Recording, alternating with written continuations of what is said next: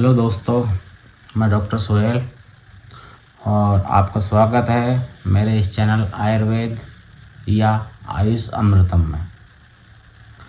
इसके द्वारा मैं आपके साथ ये जानकारी शेयर करूँगा कि हम आयुर्वेद का या आयुष पद्धति का, जो कि कोरोना के बाद जस्ट डबल इफ़ेक्ट हो गया, लोग आयुर्वेद या आयुष पद्धति की तरफ अधिक रुझान हो गया लोगों का।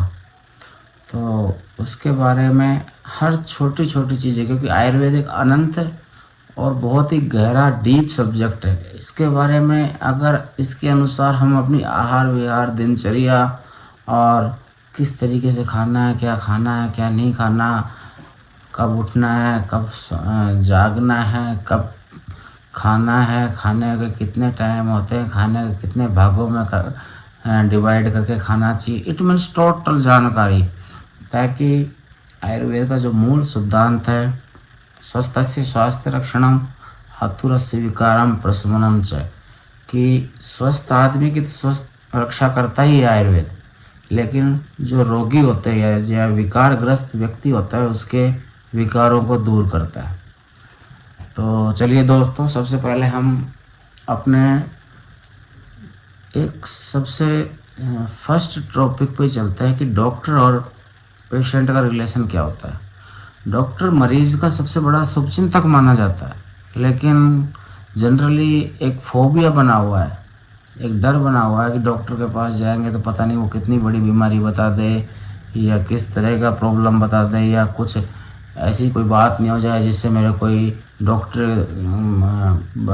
मैं मानसिक उसमें अवसाद में चला जाऊं, या कुछ भी इसमें स्ट्रेस हार्मोन रिलीज होने लग जाते हैं डॉक्टर का नाम सुनते ही पेशेंट में। लेकिन ऐसा नहीं होना चाहिए, क्योंकि जब जब हम बीमार पड़ते हैं तो अपने शरीर ही सबसे बड़ा, एक तरीके से कहते हैं डॉक्टर है। शरीर ही सबसे पहले कोशिश करता है कि छोटी मोटी बीमारियों को तो शरीर ही ठीक कर दे, लेकिन जब शरीर की पावर बीमारी से कम हो जाती है तो शरीर को डॉक्टर की या दवाइयाँ या मेडिसिन्स की या आयुर्वेद के बताए हुए नुस्खों की, आयुर्वेद के ज्ञान की, आयुर्वेद का अथाह भंडार की आवश्यकता पड़ती। और इसके लिए इसमें एक साइंटिफिक वो भी दिया गया है, जिसमें बताया गया है कि अगर फिजिकली डॉक्टर चेक करता है तो वो स्पेशली ग्रामीण महिलाएं डॉक्टर के पास जाती तो वो डॉक्टर चेक करता तो वो असहज महसूस करती है। जबकि मैं आपको बता दूं कि डॉक्टर के लिए ना तो स्त्री पुरुष या कोई अदर जेंडर या बच्चे बूढ़े सब बराबर, उसके लिए सब एक मरीज के समान है, सब उसके लिए एक तरह, वो सबको एक नज़र से देखता है, एक नज़र की भांति देखता है। और इसलिए मैं तो यही कहूँगा आप लोगों को कि बिना अपने, जब आपको लगे कि मेरा बॉडी मेरे इस बीमारी को कंट्रोल नहीं कर पा रही, तो आपको तुरंत डॉक्टर के पास जाना चाहिए। और जनरली मैं आपको आयुर्वेद फिजिशियन होने के नाते यही सलाह दूंगा कि आप आयुर्वेद डॉक्टर के पास जाएं, क्योंकि आयुर्वेद डॉक्टर जो आपकी बातों को ढंग से समझ सकता है, साथ में खान पीन का ऋतुओं के अनुसार क्या खाना पीना है, क्या खाना पीना नहीं है, तो आधी यानी कि 50 या 60% बीमारी तो वहीं की वहीं दब जाती। तो हमें, और जनरली हम कुछ छोटी बीमारियों के लिए, मैं बड़ी बीमारी की बात नहीं कर रहा हूँ अभी जनरली एक बेसिक बात कर रहा हूँ।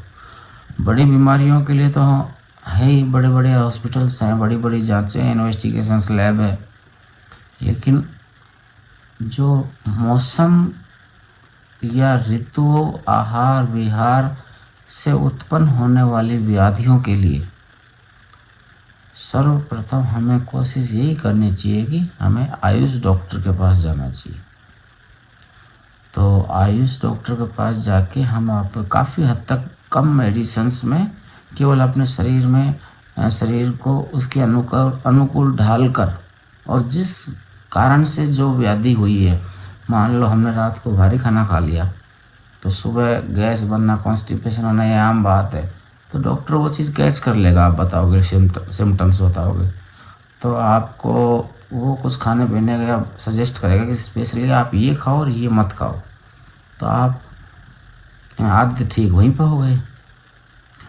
तो इस तरीके से दोस्तों मैं डॉक्टर सुहेल, आयुर्वेद फिजिशियन, मेरे इस चैनल पर आपका स्वागत करता हूँ, अभिनंदन करता हूँ। और मेरा इस चैनल को स्टार्ट करने का मकसद यही था कि आपका इस आयुर्वेद से आपको भी ज्ञान की प्राप्ति हो, आयुर्वेद आप अपनाएं, आयुर्वेद घर घर तक जावे। और एज ए चिकित्सक, कोई भी चिकित्सक पूर्ण नहीं होता, तो आपको बताते बताते हो सकता है मेरे भी कुछ ज्ञान में वृद्धि होवे, क्योंकि कोई भी डॉक्टर संपूर्ण नहीं होता। और आयुर्वेद तो इतना बड़ा सब्जेक्ट है जिसके बारे में कुछ कह ही नहीं सकते। बहुत चीज़ें हैं इसको बताने के लिए, इसमें बताने के लिए। तो और हर व्यक्ति का इलाज ये नहीं है कि ए पर्सन किसी मेडिसिन से ठीक हो गया हो तो बी भी उसी मेडिसिन से ठीक हो जाए, ये ज़रूरी नहीं है। आयुर्वेद बिल्कुल डिफरेंट है एलोपैथी से।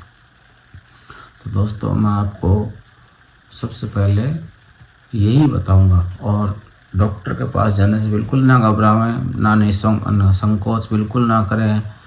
कुछ लोग तो ऐसे होते हैं जो डॉक्टर का नाम सुनते ही उनकी बीपी बढ़ जाती है, स्पेशली रूरल एरिया में। तो वैसे ये कोई बड़ी बात नहीं है, इसको भी आजकल के साइंटिस्टों ने एक नाम दिया है, वाइट कोट सिंड्रोम बोलते हैं इसको, white coat syndrome. White coat syndrome से ग्रस्त व्यक्ति क्या है, जनरली डॉक्टर का नाम सुनते ही उसका बीपी बढ़ जाता है, या बच्चे भागने लग जाते हैं कि डॉक्टर इंजेक्शन लगाएगा, या करेगा, ये करेगा, वो करेगा। तो ये एक स्वाभाविक क्रिया है।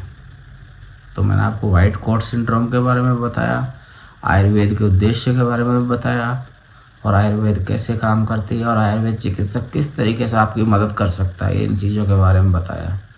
तो दोस्तों कृपया करके इस चैनल को प्लीज़ प्लीज़ प्लीज़ हमारे भारत को, हमारे देश को, जो व्यक्ति जितना दे सकता है, हमें अपने देश को आगे लेके जाना है।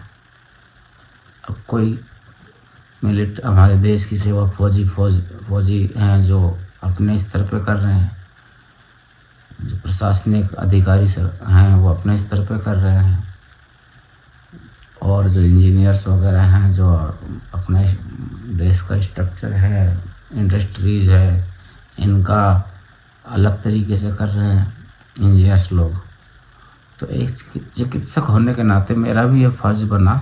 आजकल के सोशल मीडिया में इतना लोग घुसे हुए हैं, तो क्या पता इन बेकार की चीज़ों से हट के कुछ ज्ञान की चीज़ आपको मिले, और कुछ ज्ञान की चीज़, मान लो मेरी 10 कही हुई बातों में एक बात ही आपके काम आ जाए, तो मेरे लिए बहुत ही बड़ी बात होगी। ये भी मेरे लिए देश सेवा की बात होगी, जिसमें मैंने किसी भी नागरिक की सेवा की है। हम एक नागरिक के द्वारा सब तक पहुंचने की कोशिश करेंगे, और मुझे विश्वास है मैं और मेरा इस चैनल में आपको आयुर्वेद के हर तौर तरीके के बारे में बताऊंगा, और जितना मुझे पता है, और मैं आपकी हर समस्या का समाधान करने की कोशिश करूंगा। इसके लिए चाहे मुझे रिसर्च करना पड़े, चाहे मेरे सीनियर्स से पूछना पड़े, चाहे मेरे टीचर्स से पूछना पड़े, चाहे किसी से भी मदद लेनी पड़े, लेकिन मैं आपको उस चीज़ का समाधान देने की कोशिश करूंगा। धन्यवाद। और हाँ, अंत में प्लीज़ मेरे इस चैनल को शेयर कीजिए, सब्सक्राइब कीजिए, लाइक कीजिए, फॉलो कीजिए। फॉलो करना ना भूलें प्लीज़। आपको रोज़ मैं एक विषय पर कुछ ना कुछ बताता रहूँगा।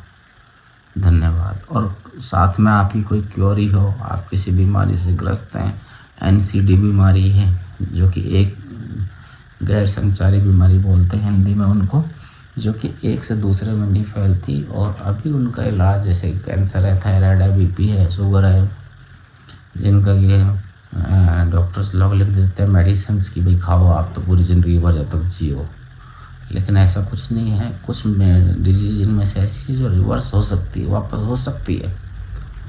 तो अगर आप इन चीज़ों के बारे में आप में से ज़्यादा पूछेंगे तो हो सकता है जो लोग पूरी जिनको बस उनका दिमाग में बैठ चुका है कि मुझे टैबलेट्स खानी ही है पूरी ज़िंदगी, उनको काफ़ी हद तक मदद मिलेगी मेरी इस चैनल से।